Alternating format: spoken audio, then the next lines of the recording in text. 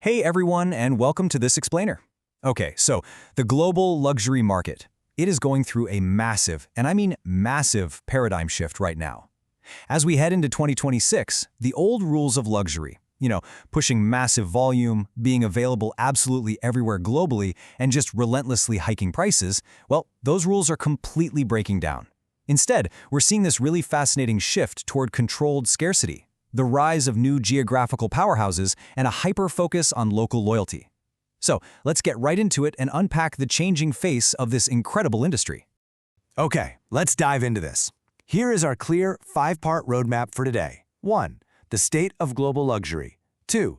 The disenchantment problem.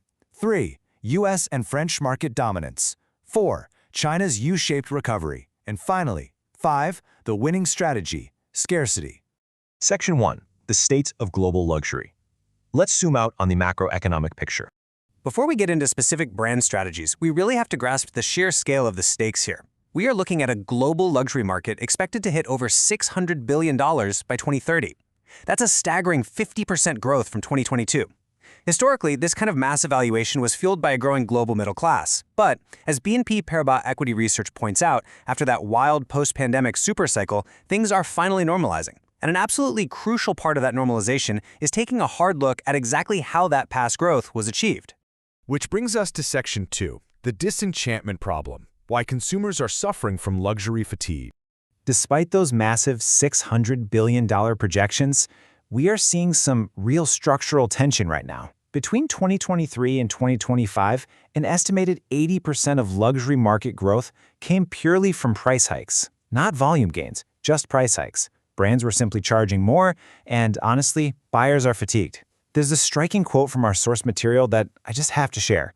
The outletization of perception. It's such a great phrase. It perfectly captures what happens when a brand prioritizes maximum visibility over true craftsmanship. I mean, when you start seeing a brand like Gucci on literally every single social media feed, or Louis Vuitton at every single airport terminal you walk through, the object completely loses its function as a mark of distinction. The mystery just dissolves.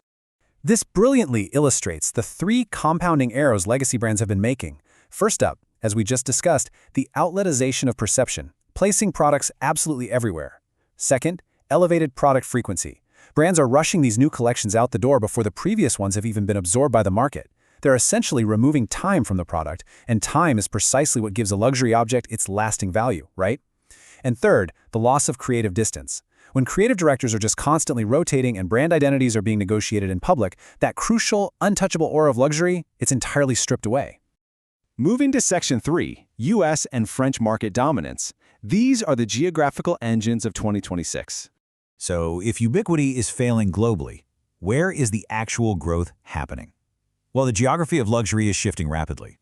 We're seeing the US stepping up as the undisputed demand engine, and France acting as the ultimate supply powerhouse. We can actually financially quantify this by looking at the geographical exposure of the top 80 global luxury companies in the LUXX ETF. The US leads the pack at 32.6%, followed closely by France at 25.8%. The US market is truly fascinating right now. It already accounts for 23% of global sector sales, and incredibly, it's still considered underpenetrated. The demand here has been heavily fueled by wealth effects from the booming equity markets and, of course, the recent AI frenzy. American consumers are accustomed to higher pricing, and they are highly engaged. Now, what's really interesting about this data is when we flip to the supply side. The top holdings of that same ETF tell a perfectly matching story. French heritage brands are absolutely dominating the supplier side. Hermès is number 1 at 8.28%, followed by Richemont and LVMH. France is the undisputed supplier of the world's most desired luxury goods, completely capturing those massive capital flows from that heavy US demand we just talked about. And we can see this US demand narrative playing out in real time. In Q1 of 2026, the Americas officially became the most reliable growth engine globally. Check out these numbers. Hermès saw 17% growth in the region, and Brunello Cucinelli saw 20%. The American high-net-worth consumer is purchasing with total confidence. Contrast this with the Middle East market, for example, which has seen store sales decline between 30 and 70% due to regional conflicts. That stark difference reveals a structural, fatal dependency on global tourist flows for brands that haven't secured local loyalty. Section 4, China's U-shaped recovery, stabilizing macroeconomic indicators. Now, you can't talk about global luxury without talking about China. They account for a full 25% of global luxury sales. But the story here isn't that explosive, overnight, post-COVID boom some analysts predicted. Actually, market normalization in China is finally acting like other mature markets. We're looking at a U-shaped recovery, with an expected 6% growth in the luxury sector for 2026, with GDP stabilizing around 5%.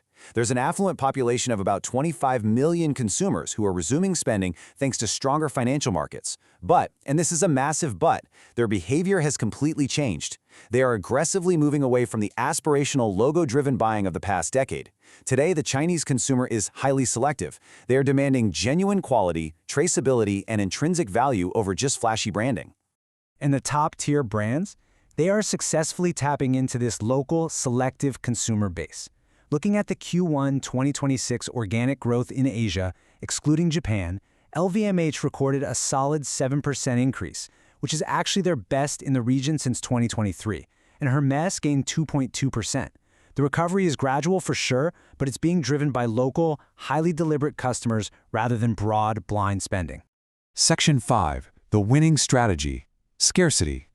Let's look at brand scarcity versus ubiquity.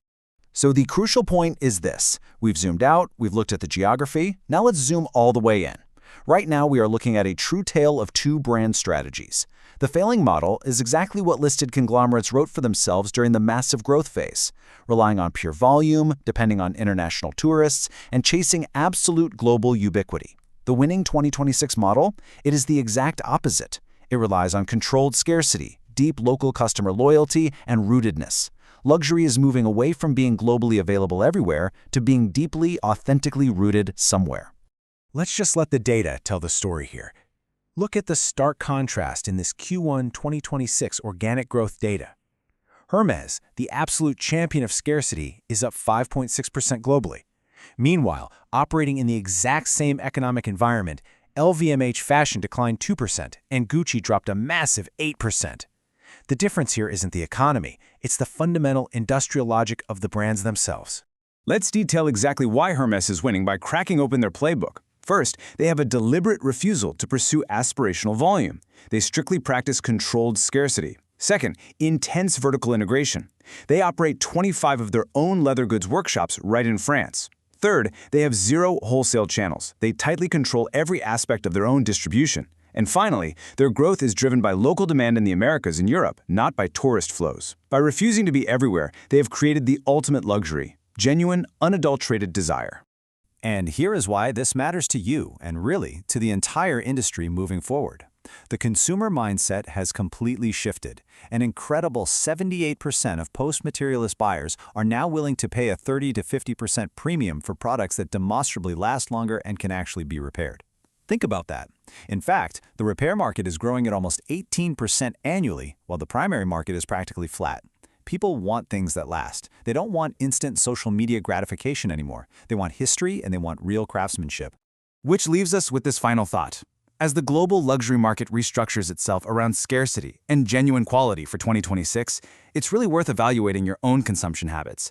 Look at the items you desire. Ask yourself, are your favorite luxury brands selling you true craftsmanship, or are they just selling you visibility? Thank you so much for joining me for this explainer. Keep learning, keep questioning, and I'll see you next time.